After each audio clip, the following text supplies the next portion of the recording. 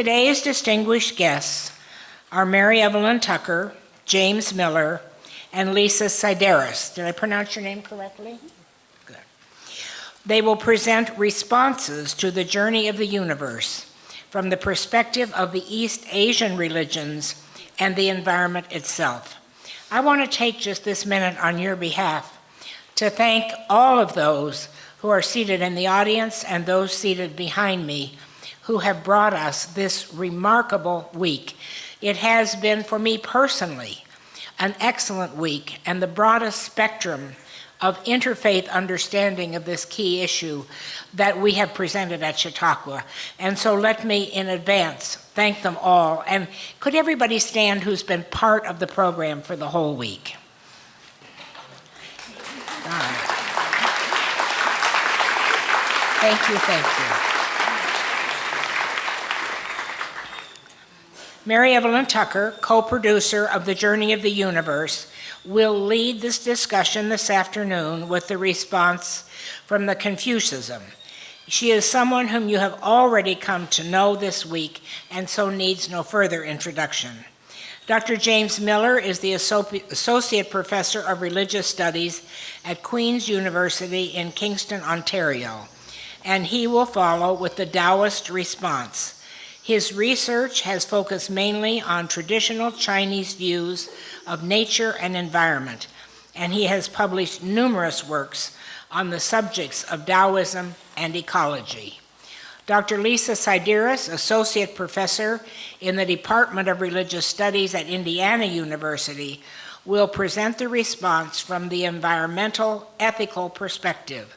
She is interested in the value and ethical significance of natural processes, and much of her recent research focuses on the intersection of religion, science, and environmental ethics.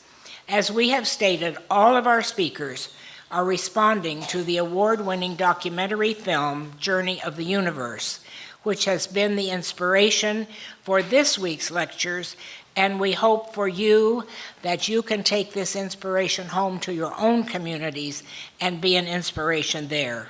You will be pleased to know, and we remind you again, that the DVD of The Journey of the Universe is in the bookstore, and also the book of the same title and the educational materials that will enable you to bring this wisdom to your home community. Please know also that our ushers have flyers that will tell you how to access these materials, plus the papers that are the basis for this week's lectures online. And once again, and for the final time for this particular session, we say thanks again to Warren Martin for the Eileen and Warren Martin Lectureship in Emerging Studies in Bible and Theology. Warren, we're grateful for your presence and for your generosity, and we thank you again for what you've offered us.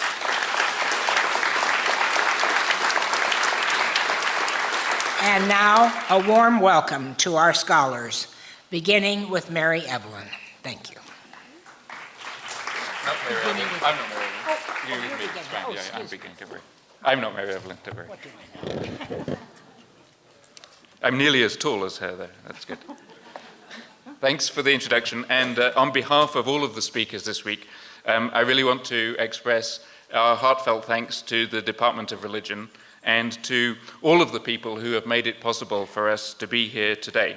But most of all, to you in the audience who have inspired us by your presence here each afternoon and humbled us with your attention to our words and challenged us with your difficult questions and comments. It's really been a privilege to be part of the Chautauqua community, and it's been a great pleasure for me right up to this moment. This week at Chautauqua, our minds have been expanded by NASA scientists seeing across the vast immensity of space and by following the 14 billion year journey of the universe, from the Big Bang through the fusion reaction of stars, the coalescing of matter into planets, the spontaneous self-organization of matter into recognizable patterns, generating ever more complex forms, from hydrogen to helium to to carbon, silicon, inorganic compounds, simple molecules, long-chained molecules, RNA, DNA, life, consciousness, language, culture, Moby Dick. Today, I want to reflect on this story from the perspective of Daoism, which is China's indigenous organized religion. And first of all, I'd like you to think of this story of cosmic evolution not so much as a linear narrative, a straightforward story that goes from A to B to C to D to E, but as a kind of pattern that keeps on repeating itself. If you know anything about fractals in mathematics, think of a Mandelbrot set, which is a self-similar or recursive equation which can be visually represented like an image where you zoom in on any part of the image and the pattern unfolds again in newer and ever richer details. Or if you like, think of those Russian dolls where you open one and inside there's another one, and inside that one there's another one. But in this case, there's an infinite number of them, so that you eventually realize that the dolls themselves aren't what's important. What's really amazing is the continuous opening up of one thing into yet another thing. There's a patterning here, and the nature of the patterning is that it produces more patterning, which produces more patterning, and so on forever. And then you realize that what's going on in the universe is not a simple collection of objects with the sky up there, a tree here, a lake to my right, a building to my left, but rather everything that there is, the vast diversity of all the things in the universe, are dolls within dolls within dolls. Whether you look with your microscope at the tiniest cell, or you stare out with your telescope at the most distant star, you see the same spontaneous process of patterning. Whether you look back in time to the Big Bang itself, or listen out for the first cry of a newborn child, it's the same spontaneous process of patterning.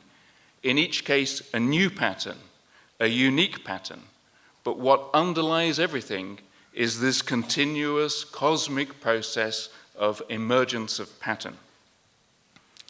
In the Chinese tradition of Daoism, which I study, this constantly evolving push towards a pattern is called the way.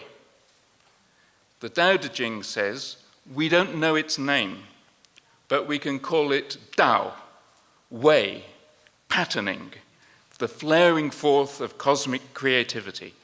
It didn't have a beginning, it doesn't have an end.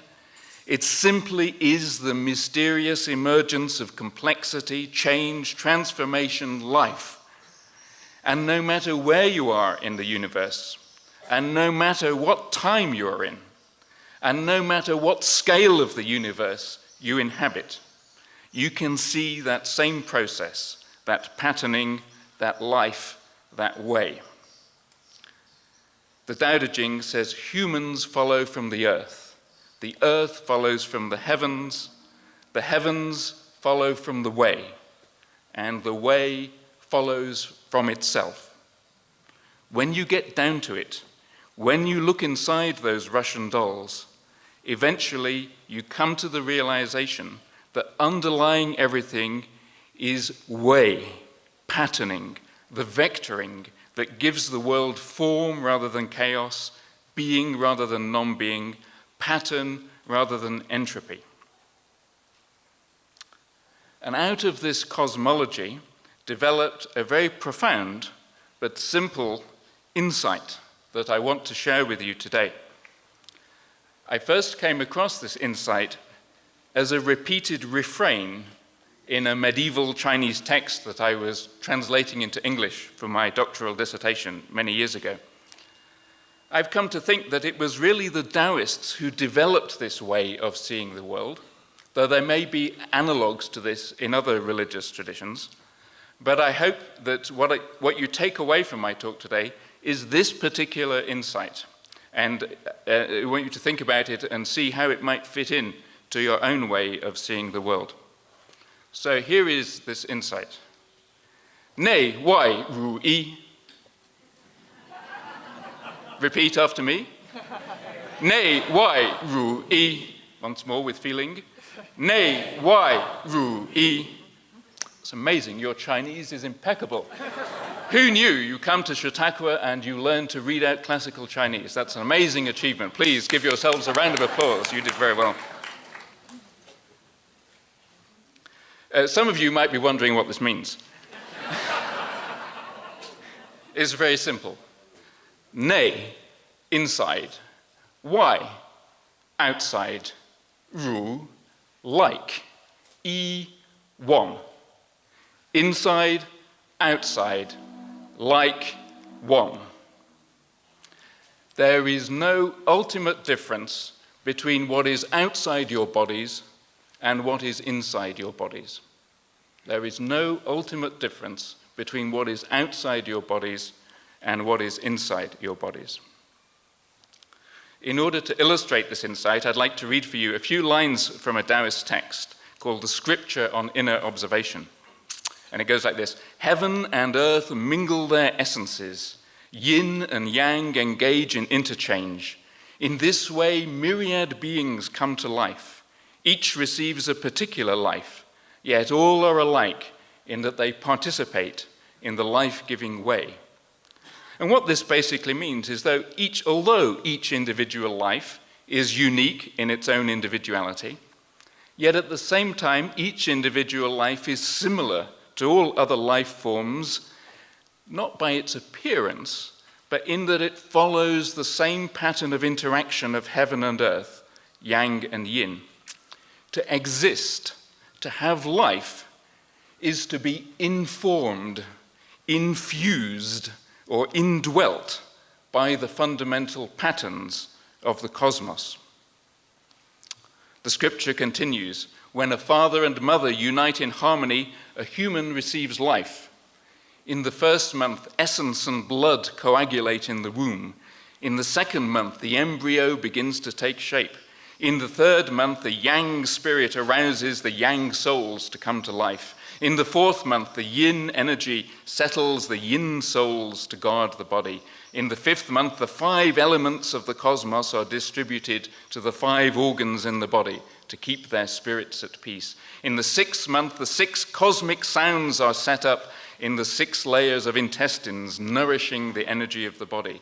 In the 7th month, the 7 stars of the Big Dipper shine upon the body's orifices to let light in. In the 8th month, 8 heavenly lights descend with their true vital energy. In the 9th month, palaces and chambers are arranged in the body to keep your life safe. And in the 10th month, the energy is strong enough to become a complete life form. This passage describes the gestation of a fetus as an act of infusion or indwelling of cosmic powers over 10 lunar months. Yin, yang, stars, elements, the cosmic sounds come down to infuse the fetus to produce one particular, unique individual. Now, when your parents were conceiving you, they might not have realized the truly cosmic implications of what they were doing. But let me tell you, it was a big bang. The fundamental moral challenge for human beings is to truly internalize the fact that although we are unique individuals, we live in a context, a family, an institution, an environment, a universe, and even more than this, to realize that those contexts inhabit us. One of the major visual triumphs of the Journey of the Universe film is that it gives us the sense that the cosmos is not just something that exists outside our bodies, but is rather something that informs or dwells within us. By visualizing the patterns of the stars, the earth and the body flowing into each other, superimposed upon each other, and drawing on the same fractal-like patterns, we begin to develop a visual sense of the heavens, the earth, and our bodies as equal participants in this pattern of cosmic creativity. From a Taoist perspective, the outer space of the heavens and the inner space of the body share the same creative process. Nei wai ru yi, inner, outer, like one. No ultimate difference between outer space and inner space. But this experience, or this idea of the outside somehow reflected on the inside, is not a natural insight, by which I mean it's not something that it's part of our default mental apparatus. In fact, in order for human beings to survive in the world, we learned, like cats, to be deeply sensitive and deeply suspicious of changes in our surroundings. And this sensitivity and the fear that came from this kept us alive. The default psychology of the mind makes a strong distinction between self and other, identity and context. By default, we ordinarily perceive the world as something separate from us, which exists outside of our minds and outside of our bodies. So this is our basic ecological problem. It's a problem of perception. We perceive the world as something separate from us that lies beyond the hermetically sealed walls of our bodies. And the spiritual challenge is for us to learn to see differently. In fact, Taoists developed a vast range of meditation practices aimed at changing the way they perceived and experienced the world in their own bodies. And they did so through images, visualizations, maps. These practices aim to orient the perceptions of the viewer, like the way that a map helps us to make sense of our surroundings and orient us on a journey. The Taoists that I study used this visual meditation to help them realize how their bodies were pervaded by a vast constellation of cosmic powers. The scripture on inner observation, which I just quoted from, is one of these visualization texts. Its goal seems to have been to enable the practitioner to understand, grasp, and fully realize the cosmic nature of his own body. And what I think we can learn from these Taoists is that we need new and better visions of how our bodies and their contexts are immersed in each other. We need to evolve our perceptions, not to help us survive the dangers of the world, but to help the world survive the dangers of humanity.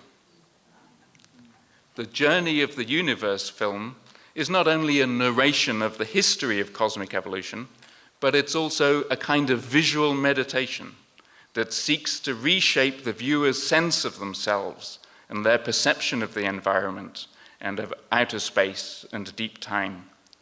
Just as those Taoists imagined the stars and the gods gestating in the fetuses, so also the journey of the universe visually represents the vast panoply of the cosmos insistently pulsating within the beating heart of the viewer.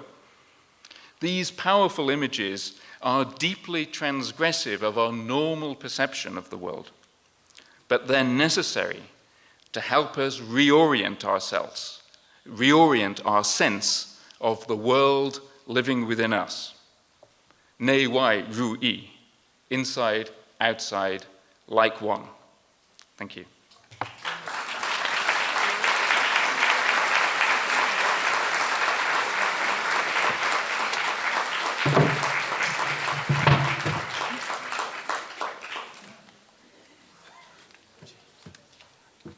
There we go.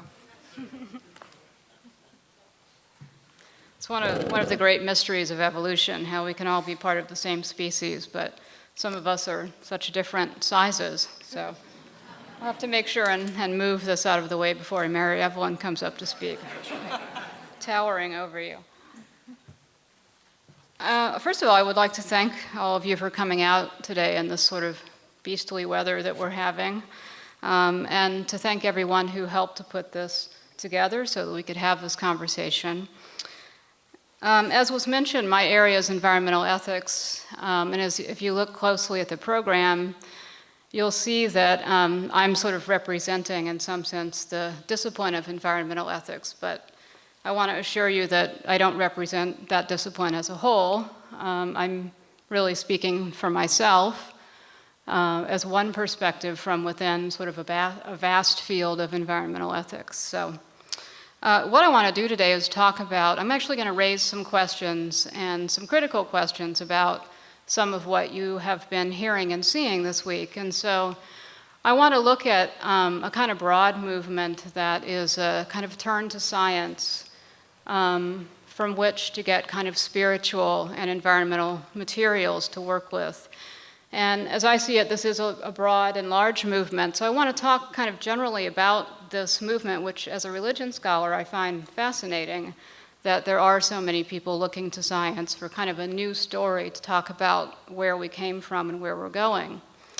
And towards the end of my talk then, I will turn directly to Journey of the Universe and the Universe Story and raise some particular questions about that project that I think Mary Evelyn will be, perhaps if we have time, we'll want to talk about some of those. So I really want to open this up as a kind of question and a kind of conversation. So in 2002, a conservative Christian pastor and his wife, an accomplished science writer, quit their jobs, sold their possessions, and bought a van that they decorated with symbols of a Jesus fish kissing a Darwin fish. Do you know these fish that people put on their cars? Right, I have one. Since that time, these two have lived as largely itinerant preachers of a sort whose central message is not the word of God, but the wonder of science and what it reveals about where we came from and who we are. These evolutionary evangelists are part of a larger cluster of movements that looks to science for a common creation myth or a new sacred story for our times. Taken as a whole, these movements go by a variety of names. The new story, which is a term that came from Thomas Berry, and Mary Evelyn may say a little bit more about Thomas Berry. The universe story, the epic of evolution, or sometimes a big history, as it's called. So there are many differences between these, but what all have in common is a turn to science, to the unfolding of the universe from the moment of the Big Bang to the present, as the basis for a modern scientific myth, a new story of origins for all people of the earth. In its various forms, the new story, as I will generically refer to all of these movements, just for the sake of convenience, the new story defines humans as the part of the universe that's become conscious of itself. And I think those of you who've seen the film got that sense of, us being the sort of consciousness of the universe. The hope is that humans' dawning cosmological awareness, inspired by science, will enable us to guide the future unfolding of the cosmic and evolutionary process into a new era, one in which humans will live in greater intimacy and harmony with the earth. This is a hope unlike any other, and it is in many ways a beautiful hope. It's perhaps the most important hope that we can have. It's difficult to argue with, but nevertheless, I do want to raise some questions about it and about some of the thinking that surrounds it.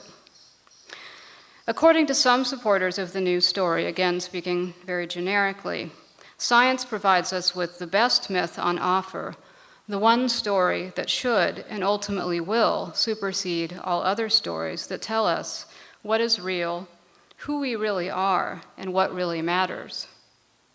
This emphasis on what is really real and really true is in part what concerns me about these projects. Many of my questions and concerns, I want to make this clear, about these movements as I outline them in my talk today, pertain largely to varieties of the movement other than the universe story as presented by Mary Evelyn Tucker and Brian Swim. Although I do have some questions about that project as well. And so I offer these as a cautionary tale for those committed to the universe story and other projects like it. They may well wish to distinguish their project and its goals from those of the broader movement that often goes by the same or similar names. So I hope that's clear. That's what I'm attempting to do. Is that clear? Okay. A new story is urgently needed, the argument often goes, because our culture is suffering from a kind of storylessness, a condition of being without a serviceable myth that will unite us and orient us to how things are and what is ultimately important. More precisely, the stories that we have, such as the narratives provided by the traditional faiths, are no longer very plausible or relevant in light of modern science and our global environmental crisis.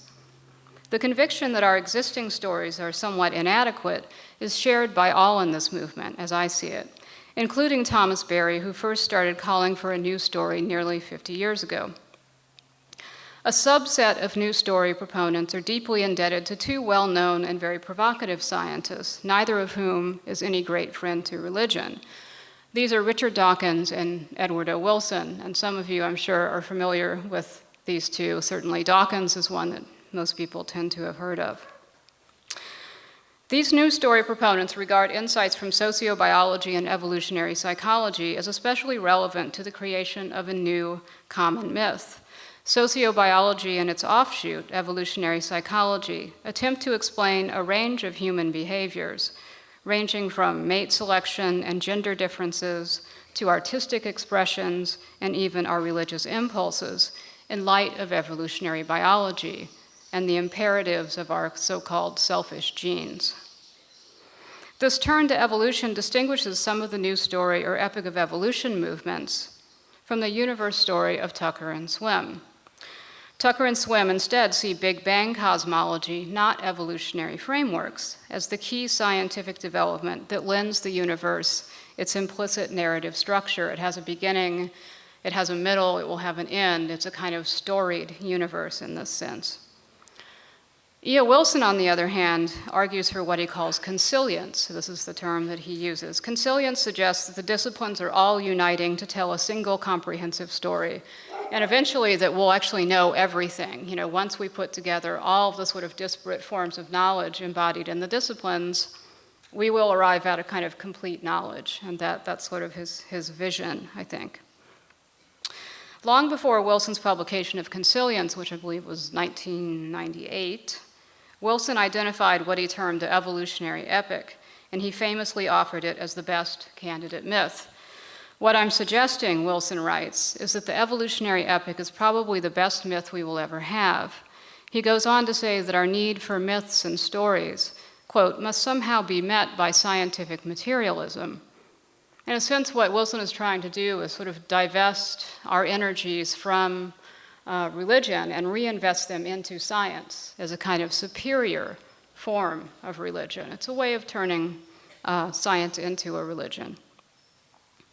Wilson's sentiments regarding the epic of evolution as being the best myth that we have are quoted prominently in numerous print and internet sources promoting the new story, including the Journey of the Universe website.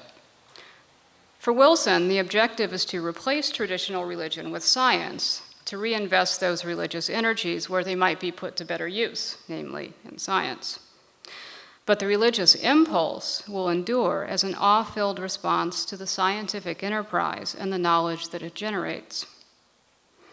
Among some scholars of religion, some understand the new story to be built upon the foundation of consilience.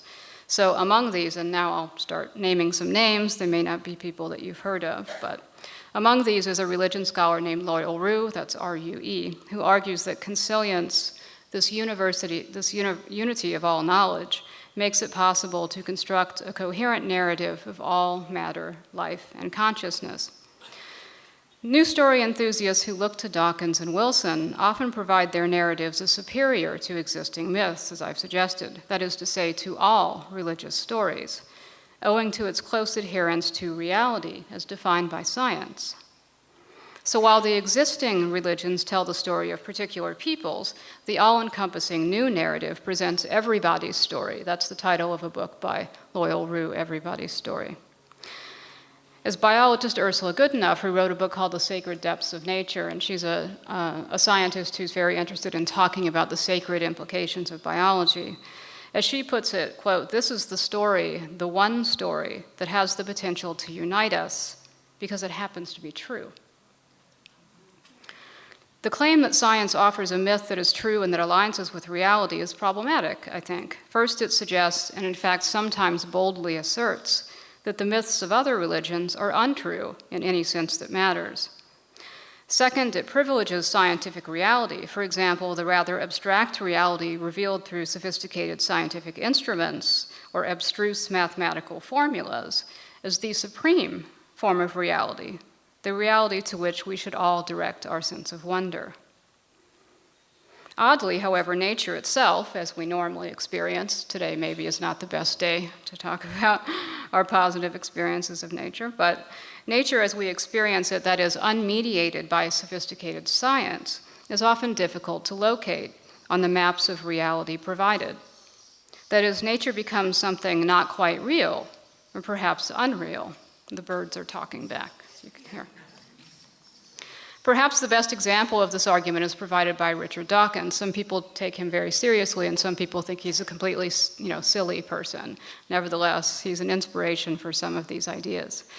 Dawkins has long argued for the superiority of scientifically clarified or real forms of wonder compared to the fake wonder of mysteries or religious miracles. In his book Unweaving the Rainbow, for example, Dawkins argued that explanations of natural phenomena, such as the rainbow, are always more interesting and wondrous than the phenomena themselves. Or as Dawkins puts it, quote, "If you think the rainbow has poetic mystery, you should try relativity theory." This is a way of kind of replacing our sensory encounters with nature by information that explains them. Dawkins' most recent work is intended for child audiences. Titled The Magic of Reality, it's a colorfully illustrated volume that addresses many of children's big questions, including those they're likely to encounter in religious education classes or Sunday school.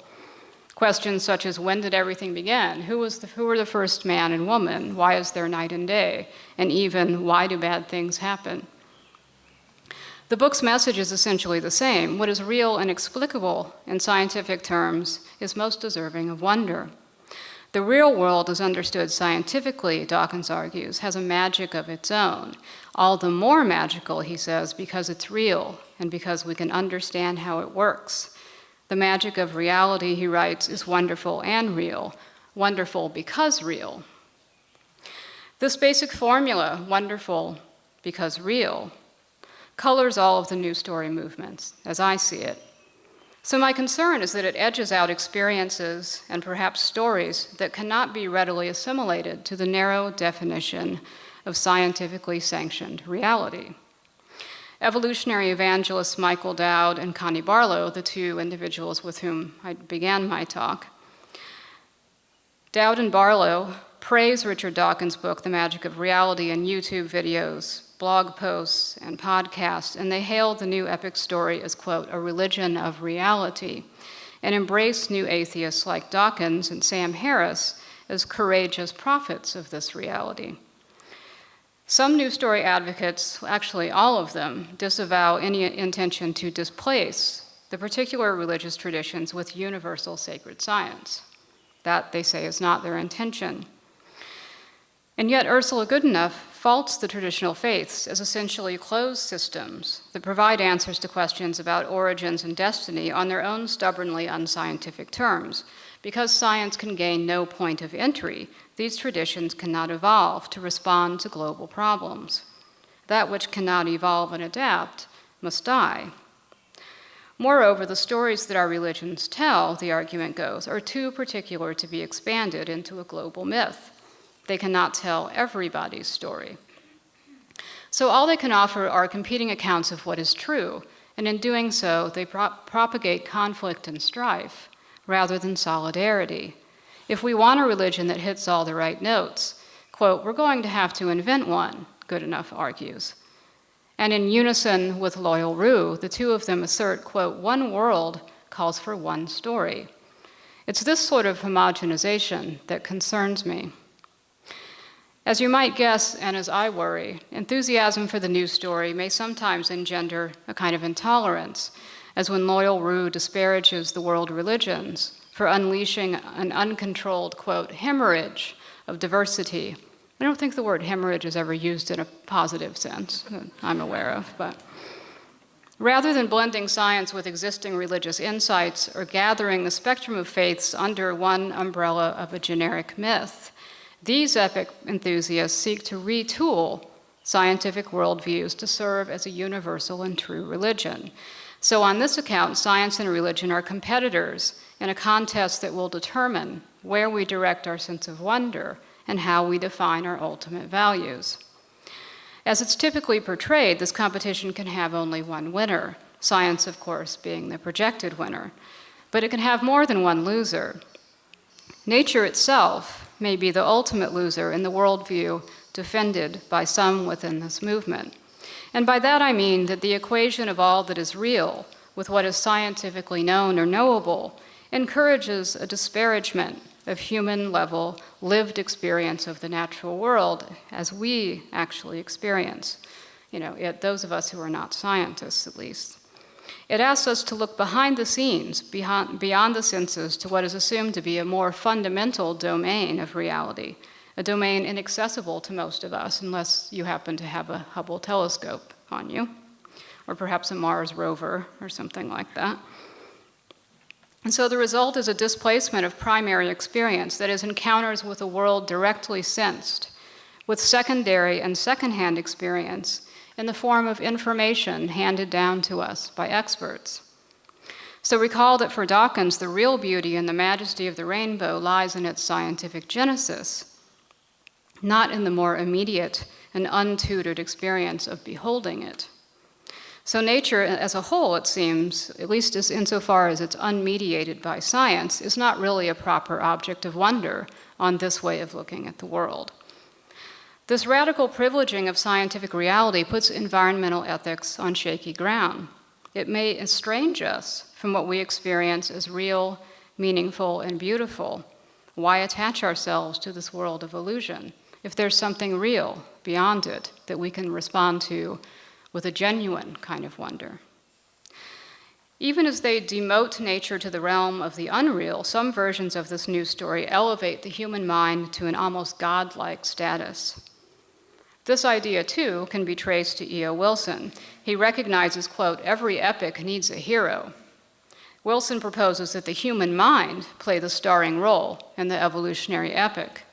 Connie Barlow, the evolutionary evangelist that I mentioned a moment ago, also describes the epic as, quote, in large part a celebration of the human mind discovering how to know about the universe. So there's a certain irony here. It seems that our exhaustive knowledge of the vast and numinous universe ultimately points to a profound admiration of ourselves. In fact, I think we've seen some hints of this kind of self-aggrandizement in some of the scientific talks that we've heard this week. No offense to the scientists. So as I've said, I offer these criticisms of the New Story movement in order to identify some of the pitfalls of offering a new sacred story that is grounded in science. So what can we say about Journey of the Universe in particular?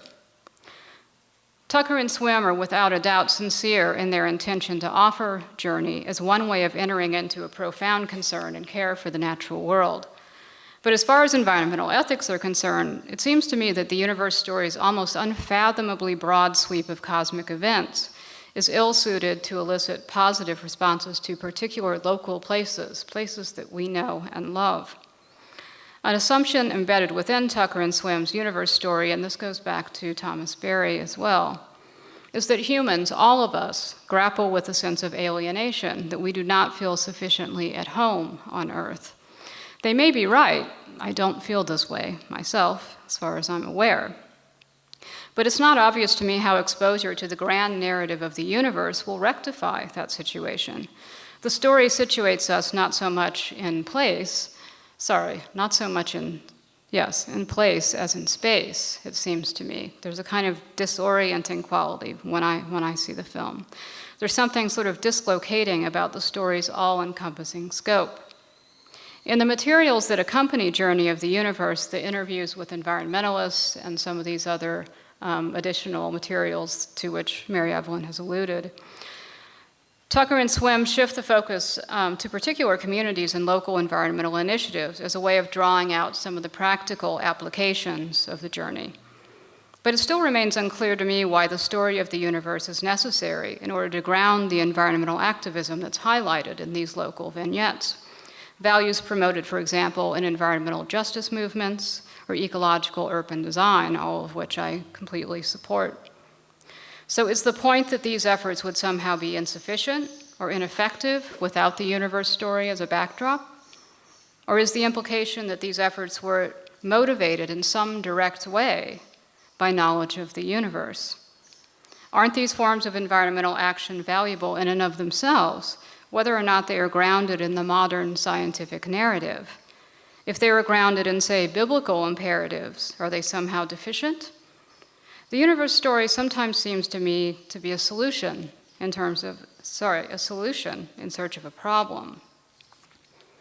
I'm completely on board with the environmental goals of Journey of the Universe, but I'm not quite clear on how they are justified by knowledge of the universe. It's a move from knowledge to ethics that I don't see occurs in this kind of seamless way. So to my mind, there remains no clearly compelling reason why science's story ought to be adopted as a sacred myth. This in no way is to suggest that religion should shut themselves off from what science tells us about the universe and about evolution. Science can alert us to environmental problems we didn't even know existed and help us figure out how to solve them. Seen in its proper perspective, science can even underwrite a sense of humility and wonder at the vastness of the universe around us. But science is a method. It's an imperfect human process created by imperfect humans. It's a tool that may engender wonder, or terror and disaster, for that matter, but it's not an object of wonder in itself. And it's certainly, I think, not the stuff of myths. Most importantly, science cannot tell us why we should care about the damage we've done to nature, or why we should be motivated to repair it, any more than a geneticist can persuade me that I ought to love my child because he's a vehicle for my genes. So I see no reason, and this is just me speaking, I see no reason to believe that adopting a sacred scientific story will ground environmental values more solidly or more passionately than do our existing stories and our love for particular places. So we need to ask then, are there compelling enough reasons to trade in our existing and admittedly flawed cosmologies, whatever they may be, for a new and flawed cosmology that science allegedly offers?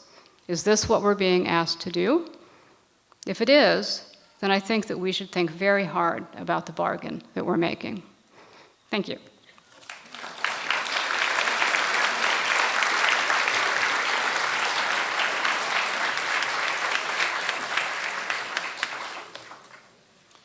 This is how I stood in Japan when I talked, but I think I'll move it. Namely, when I taught in a college in 1973 and 74, they had the teachers on platforms, and it was a little overwhelming. But I want to actually just go back to that moment and share with you why this work, why this story.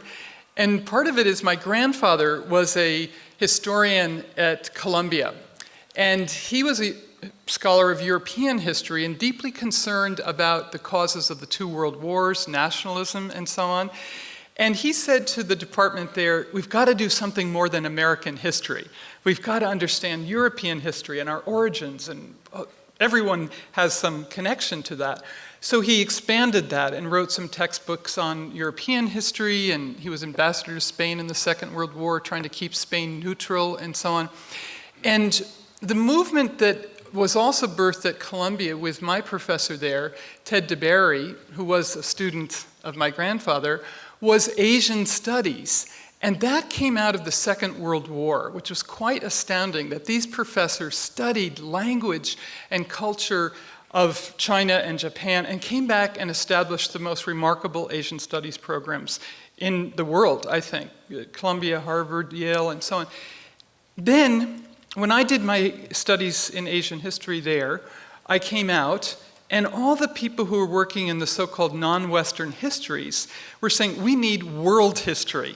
We need to put this together all together, not just European or American or even Asian, but how can we see ourselves as a planetary civilization. So there's a tremendous movement in that direction. Very exciting, very refreshing on high school and college level.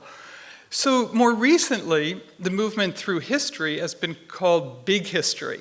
And they're pulling in this universe history and a sense of our place in the cosmos and so on, which is quite extraordinary and very having a lot of traction, very exciting.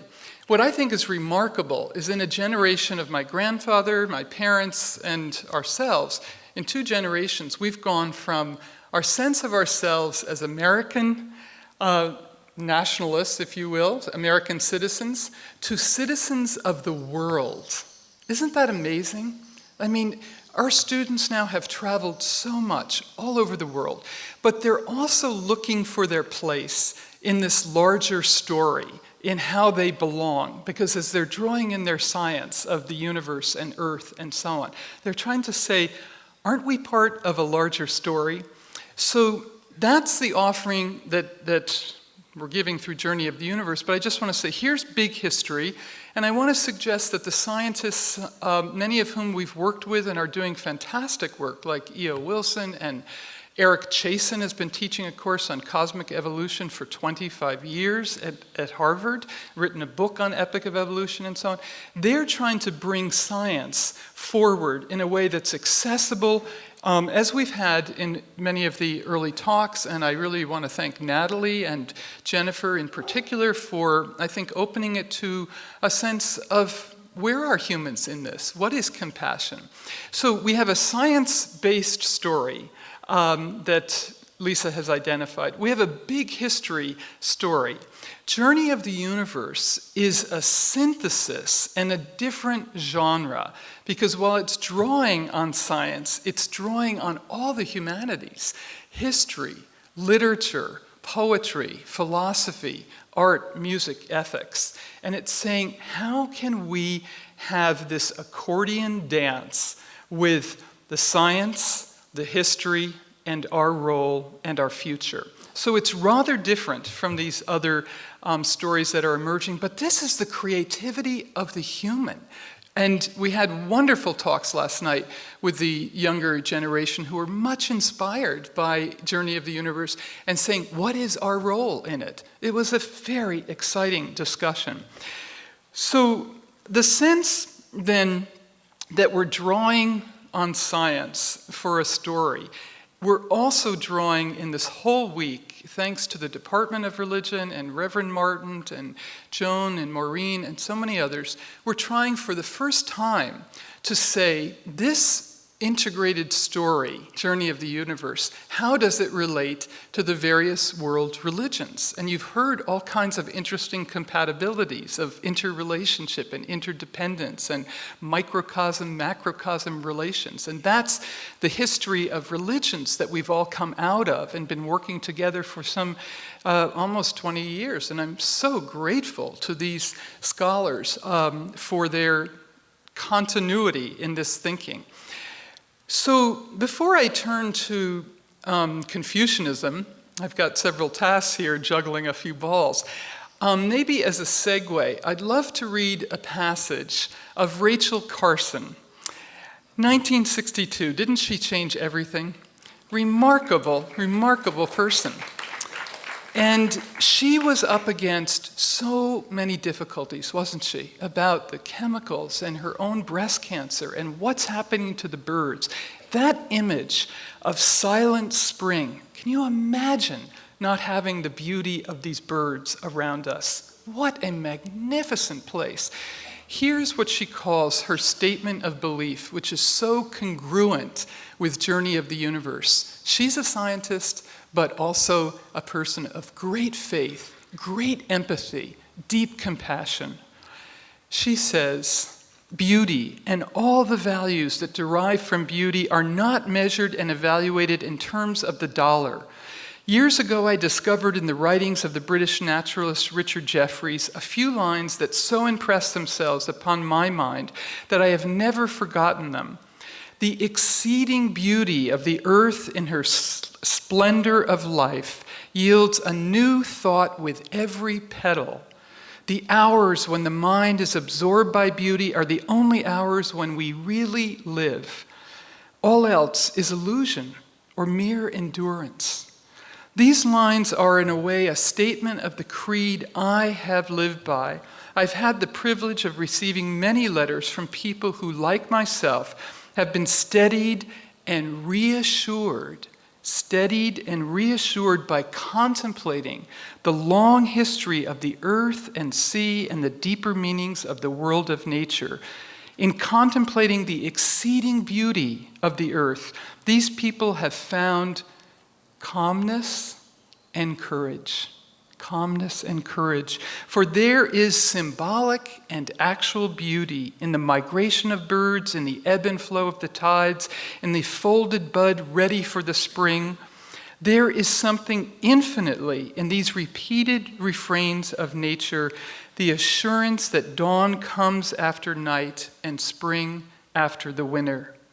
Humankind has gone very far into an artificial world of their own creation, but I believe that the more clearly we focus our attention on the wonders and reality of the universe about us, the less taste we shall have for its destruction.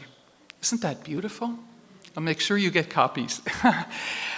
That's the spirit of Journey of the Universe. A tremendous sense of the synthesis of science with a spiritual, vibrant sensibility and with extraordinarily yet fully articulated ethical implications for the transformation of life on this planet.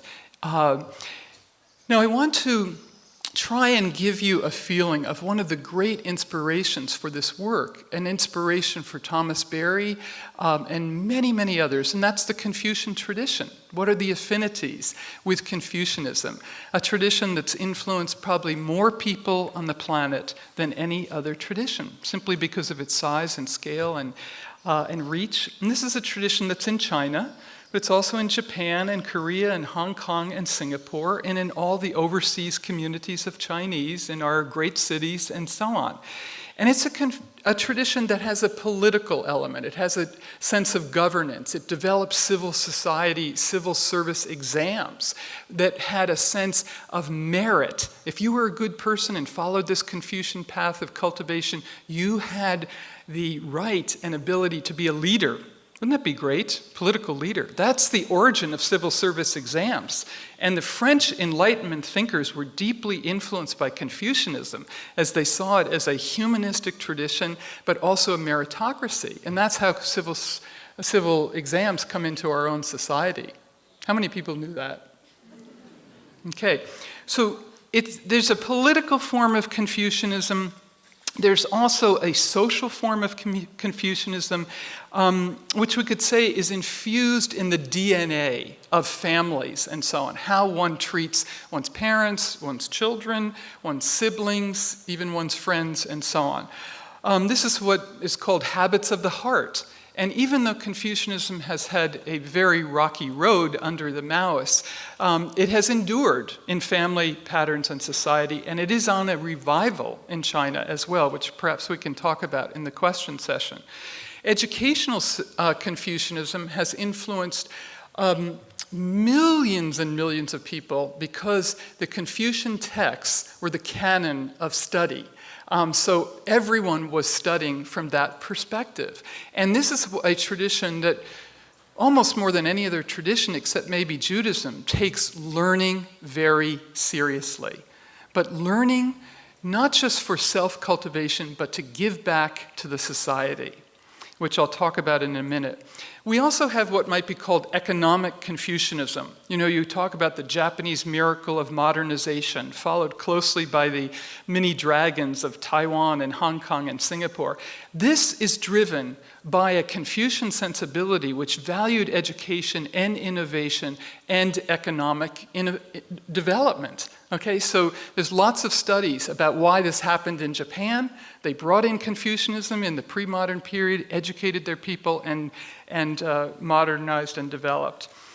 This part of Confucianism I want to share with you, and that was also a great inspiration in Journey and for Thomas Berry, one of the great historians of religion who just died in 2009, is a religious or spiritual form of Confucianism, why it's exciting to study, and we have 2 volumes on Confucian spirituality with scholars from all over, which suggests that religion is different from our monotheistic traditions of God and human relations and so on. So this opens up in a fresh way, just as James did, that Daoism is very different. Wasn't that marvelous and exciting to hear that unfolding Taoist sensibility? Well, when we do Confucianism in our classes at Yale, the students get very excited. So let me see if I can compress some of the big topics of what is a Confucian religious sensibility. I would say that, first of all, there's a tremendous sense of cosmological being. And the invitation in Confucianism is to enter into a cosmological being, which is a fabulous idea, really. But what is the cosmos in this worldview? It's a sense of the continuity of all being, if you take concentric circles, which if you take nothing else from this talk, think of concentric circles from the human to the family, to the society, to the educational world, to the political world, to nature, and the cosmos itself. All of these resonating with one another. The message of this cosmological worldview is that the human is embedded in these circles of meaning and resonance. And so as we cultivate ourselves, which are spiritual practices and that all traditions have, we are affecting everything else. You know how family dynamics can be? We're affecting people all the time. And the same with friends. But this is even saying the resonance and back and forth is with the natural world itself, which I'll say something about in a minute. So this aim then of what's being called in even modern China of developing an ecological culture, a whole new idea, is to promote the flourishing of social relations, effective educational systems, sustainable agricultural patterns, and humane political governance within the context of the dynamic, life-giving processes of the universe. Isn't that magnificent? This is a tradition with a huge commitment to the natural world. And in fact, this is a tradition which one could say the secular and the sacred are deeply intertwined, but it is a way of immanence. It is this continuity of being says there's not radical transcendence between the Trinity in Confucianism is these 3 things: heaven, earth, and humans. Now, heaven's not God and angels in the sky. Heaven, the character for heaven is a person stretched out with something guiding them overhead. So it's a guiding force in the whole universe and in the heart of humans, because we have a heavenly endowed nature, not unlike the image of God, if you will.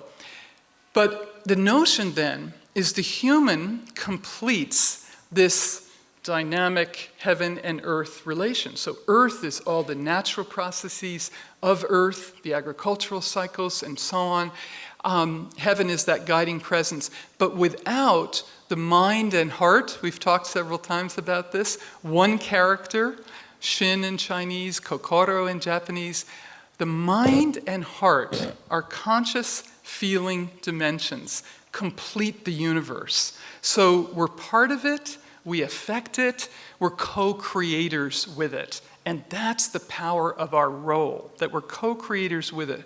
Now, all of this is very coherent with, consistent with Journey, because we're saying as well we're part of a dynamic, flowing, unfolding universe with emergent properties of complexity, of galaxies and stars and planets and so on.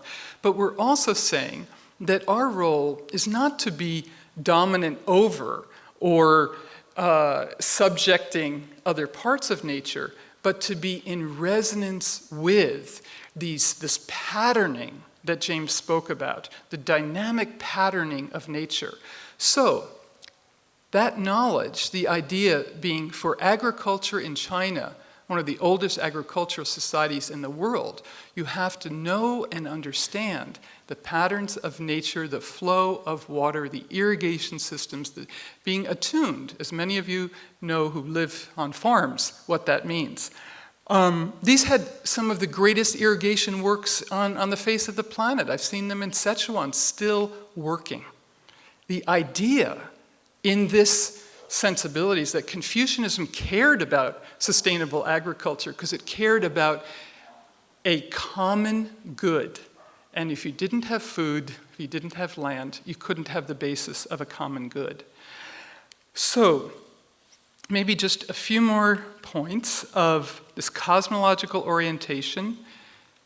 A communitarian ethics was critical to this. Namely, you don't do things just for yourself, you do them for the society, the common good.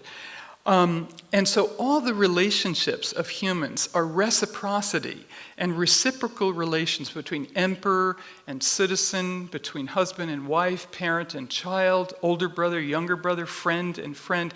This is not about rights, it's about responsibilities. It's a very different sensibility, but with reciprocal relationships. So ethics is communitarian. Personal cultivation. There's all kinds of disciplines in this tradition, including the arts, music, poetry, painting, calligraphy. Chautauqua is a Confucian paradise because it's saying the arts are the way we cultivate and celebrate ourselves. It's extraordinary. And if you see the calligraphy, the writing, the painting of China, it's what a tradition. What a tradition. And the fact that most of it got out of China to Taiwan and is in the Palace Museum, was not destroyed with the Maoist revolution, is a miracle of art. So in addition to the arts, you have quiet sitting, abiding in reverence, being mindful, just as the Buddhists speak about mindful. This is part of Confucianism. So this process of learning and reflection and spiritual discipline is based on the understanding that to be fully human, one aims to become a noble person. Don't you love that term? A noble person. Who is in harmony with the creative powers of heaven and earth and in accord with the larger human community. Becoming a sage, and by the way, the teacher is the great model in Confucianism. It's not a saint, it's not the bodhisattva, it's a teacher, you see, who can embody these and pass this on to their students. So becoming a sage is an overarching aspiration of Confucian self-cultivation, but always this larger purpose of being of service to society and participating in the cosmological processes of nature. Okay, I'm going to conclude so we have some time for questions. I think you get a feeling of why I'm enthusiastic about this tradition, even though it's had many problems and so on, like all the traditions, views of women and so on and so forth, in all the world's religions, are coming forward. But this is a tradition that suggests, like Journey of the Universe, that we can participate in the great unfolding processes of nature. We can participate in them, contribute to them, affirm them, work with them. And that's what many people are doing, inspired by this sensibility that they are part of a great story and a great work for future generations. That's the hope with Journey of the Universe, that the great story and the great work of transformation can happen in our time, but for future generations. Thank you so much.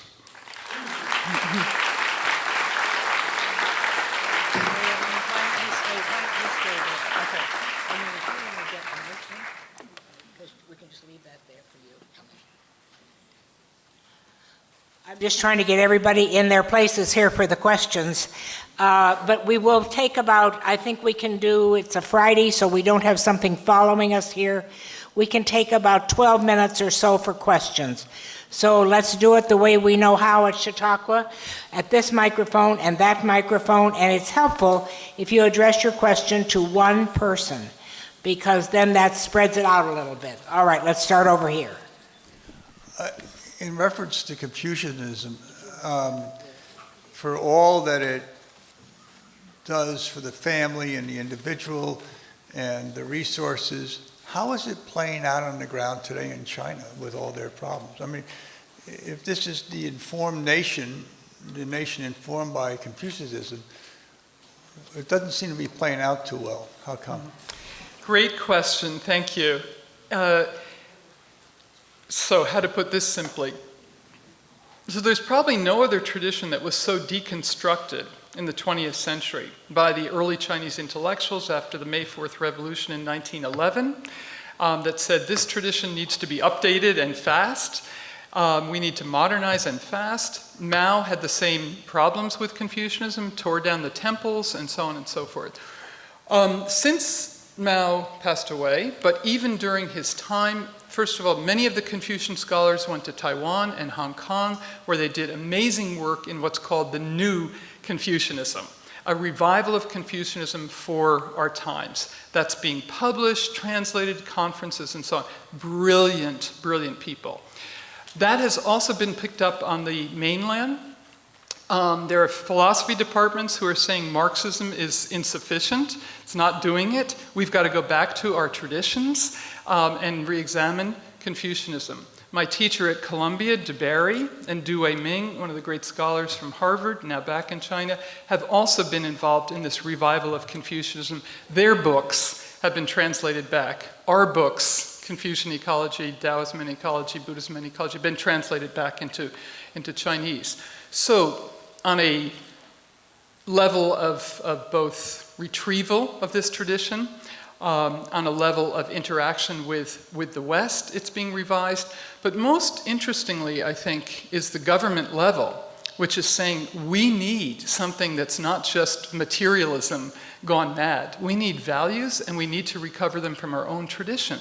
And so they had the Congress Party in October mentioned ecological civilization 19 times, and a huge part of this is how can Confucianism, tradition in modernity, serve us.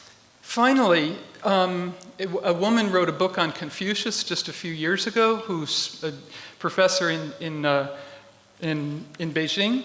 10 million copies sold. The popular mind is thinking about this for sure. And finally, James and myself and John in 2008 met with the Deputy Prime Minister of the Environment in China, who for a dozen years has been working himself on the revival of Confucianism and Daoism and Buddhism for an environmental ethics as part of this ecological culture. So I hope that touched briefly on a big movement.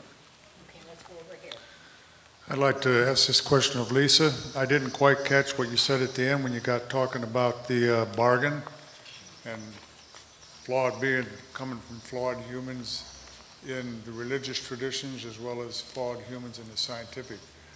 Maybe if you just read that last couple sentences again, what you wound up your talk with. Yeah, I think expand on that a little bit more, probably please. Do it from memory. The question is whether, given that the religious cosmologies, the worldviews that we have some flaws in them in the sense of especially how to apply them to the environment, I think. Why trade these in for other flawed worldviews, which I think the scientific worldview also represents. I mean, in the sense that, one of the criticisms of the Western religions in particular has been that it's very anthropocentric, that it doesn't value life beyond human life as much as it ought to. It sees the earth as just a transition to something else. But some of these scientific cosmologies also really place humans on a pedestal and I think put us above other creatures. And so just as we could sort of take our religious traditions and reinterpret them in ways that make them more environmentally friendly, we can take the story of the universe or the epic of evolution and probably reinterpret it in ways that also, would mitigate some of those implications. But, so that's true of the religions that we already have. So why, I guess my question is, why start with something that's also flawed? When to me it has these other implications that are problematic. And we already have religious traditions that we can reinterpret to make them fit with environmental ethics. Thank you. My question is also for Lisa Sideris. I'd just like to know a little bit more about you. You said that you're suspicious of using scientific knowledge as a foundation for ethics, and I'd just like to know about your approach. Yeah, well, actually, sort of hard to talk through this microphone. I mean, I have a book. My first book was really written about the fact that I thought eco-theologians and religious environmentalists had not used science enough. So, I mean, one view of what I'm doing now is taking the opposite approach, but I actually see them as consistent and sort of part of one project. In the sense that, when we make decisions in the natural world about how to prioritize one species over another, as people have to do in, the national parks and things like this, when we try to think about how to deal with questions of animal suffering, when it's natural, when it's something that's caused by humans, then we really have to look to science, I think, and to, evolutionary biology to help us think through those problems. So I think science can sort of help us to decide what the right thing is to do. I don't think it provides moral motivation, as I was saying. I don't think that science in itself, and for some people maybe it does. So, there are people who will say, it was my love of science that brought me to nature. What I'm saying is I think a kind of prior love of nature is what ought to lead someone to science. Otherwise, and that's Rachel Carson's argument as well, that, she has this image of, in her book, A Sense of Wonder, that the seeds of wonder are sown into the soil of this kind of attachment to the natural world that some of us develop as children. And then we may go on later to be curious about science and want to learn more about science, but it needs to be kind of contained within that attachment to nature that exists first, and I think is more important than scientific curiosity or scientific knowledge, because without that kind of moral limit, scientific knowledge can do anything it wants. It doesn't have to respect something that's valuable like the natural world. So I think science can tell us what to do often, but I don't think it can tell us why we should do it.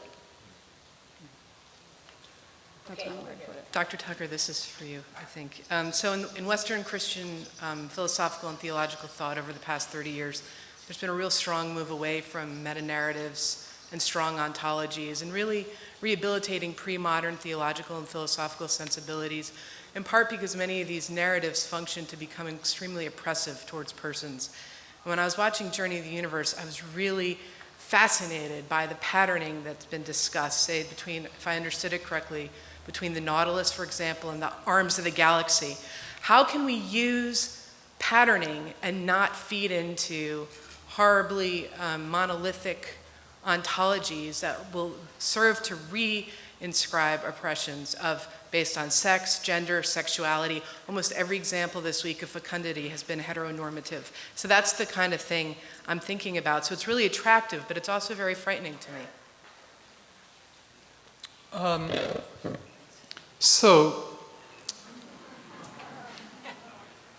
Yeah.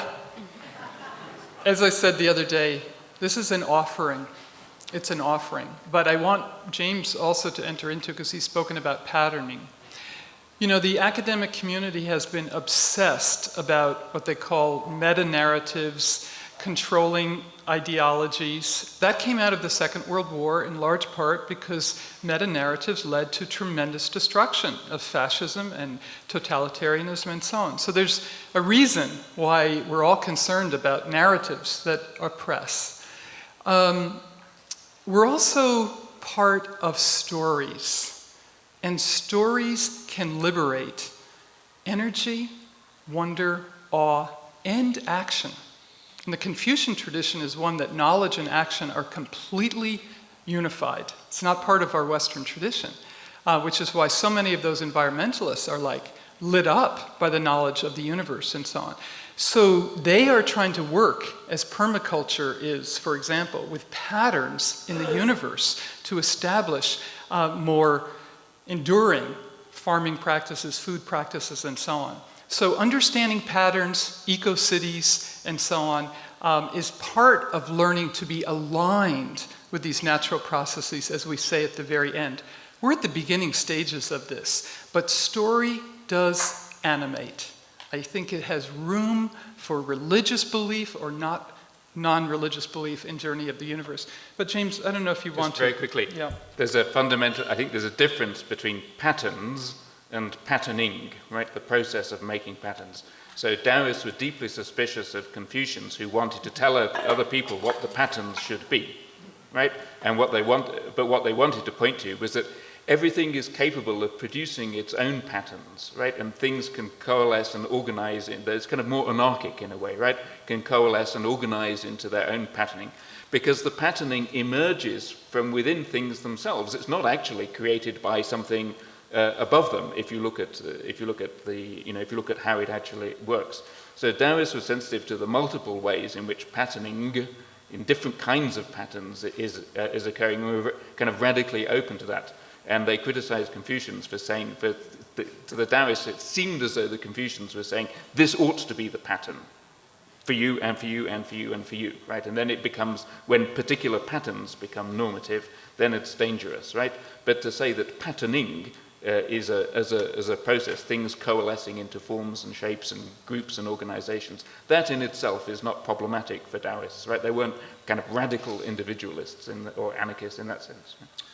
And we should really underscore that these traditions were in constant dialogue over thousands of years, Confucianism, Daoism, and Buddhism in particular, and they didn't have these claims to truth that are characteristic of the Western religions. So the differences were highlighted, but they were in dialogue, and the three traditions are one is part of that legacy.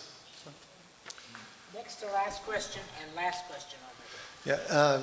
I think this past discussion kind of touched on my question. I think Lisa did a good job saying that science is good at what science does, as I understand it. A scientific question is one that you can answer with an experiment. Is there life on other planets was not a scientific question 50 years ago. It is now because we have a way to answer the question. But it doesn't tell you whether that experiment should be done. To me, that's a whole different way of thinking. And perhaps Journey of the Universe is a way to fuse these two different ways, complementary ways of thinking. And so my question really goes to the Taoist. Has Taoism, Buddhism, etc., succeeded in fusing those two ways of thought in a way that Journey of the Universe perhaps didn't quite succeed for Lisa? So, to answer shortly, of course, I think where we are in terms of science and what science does is that we're in a completely different world, right, than when these traditions emerge. So, in a sense, to kind of put these things together is a kind of, it's like mismatching things. The one thing I can say is that I think it's quite clear that observation of the functioning of nature for Taoists did lead to patterns and values could be inferred from the way in which things operated in nature. So there was no sense that these were two fundamentally different kinds of things. It's possible to do something, right? But when we get to those kinds of questions, right, I think we're really in a kind of different realm of question, I guess. Right? Okay, final question. Yeah. This is for James. It's sort of a topological question. We currently have several structures in which the inside and outside are the same. We have a Klein bottle. If you live in four spatial dimensions, the insides and outside are the same. And if you're in 3 dimensions, it's a Mobius strip. Is that basically what you're getting at, where you only have one side that's both inside and outside, and those topological structures represent that, or is it something else? I think that's one. That's one way of trying to understand this. And I think I think another way to think about it is that there's a kind of depth to things that sometimes is difficult for us to perceive, and those kinds of, to us, seemingly strange shapes make us alert to the fact that things aren't always as flat, let's say, as how we ordinarily perceive them, and that there are depths to things that are perhaps not ordinarily attended to, but that are part of our reality nonetheless. Thank you. Yeah, Joan said that's it. We'll talk afterwards. Okay, she's the boss. No more? We are so grateful to all of you who've been here with us this whole week, and we really look forward to a continuing conversation. As I said, sign up on the forum website. But I'd like to also share one final thought, and that is Brian Swim, our great collaborator and the narrator of the film. His studies are in the cosmology of the early universe, mathematical cosmology, and so on. But he felt that science was reductionistic and insufficient in certain ways to explain our role, as Larry has said. And he broke out of an academic science where he found some of the research not so helpful, or maybe just military-oriented or commercial-oriented, and so on. Now, Brian represents, I think, this kind of fusion that we're getting at. Because Brian's ancestors, his grandmother, are native peoples from the British Columbia area, the Fraser Rivers peoples. And his father was Native American. And I think this represents the knowledge base that we're trying to bring here in a fusion of the different world's religions. So Brian's ability to tell a story well, just as John's is extraordinary, is part of this very ancient movement in the human that Native Americans certainly had. His science understanding is a fusion with this base that the universe is not dead. We're living on a very living planet, and its future is in our hands. So I wanted to bring you greetings from Brian, who is an indispensable part of this project. I hope you'll take it up, use it in your communities, and continue the conversation, because it's only beginning. Thank you so very much. Thank you very much, all of you.